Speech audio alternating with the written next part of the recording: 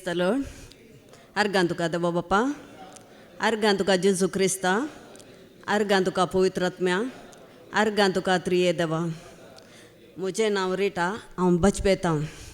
हांव म्हज्या देवाक अर्गां दितां. ससनाच्या राया आमार अदृश्य एकल्याच देवाक जावं मान आनी महिमा सदां सर्वता आमेन. देव एकलोच देवा आनी मनशा मदलो मध्यस, एकलोच तोच मनीस जाल्लो जेजू क्रिस्त.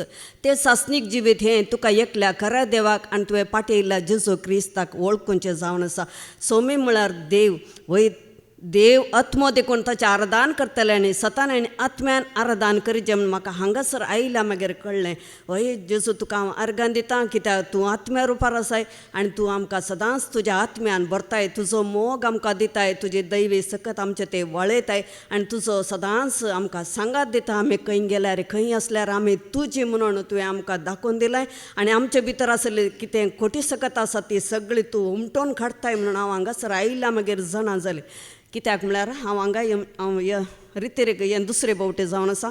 पयले फावटी आयिल्लें म्हाका तितलें बरेंपण जावना, कित्याक हांगा हांव वेताना म्हाका पाट दूख आनी पेंकाड दूख आनी ती गॅस्ट्रीक तातूंत म्हाका प्रॉब्लेम जाल्लें सोलूंकूच जायनातलें.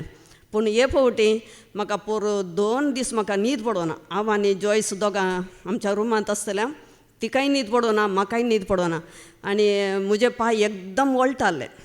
कदाळी तशें जायनातलें म्हाका. हे फावटी फास्ट तशें जाल्लें. मंगळार आनी बुधवार वय 2 दीस इतले पांय म्हाका वळटाले की हांव काणकान उडयल्या बरें जाता. देखून जॉयस म्हणटा कित्याक तूं न्हिदोनाय पांय परत दाडयताले.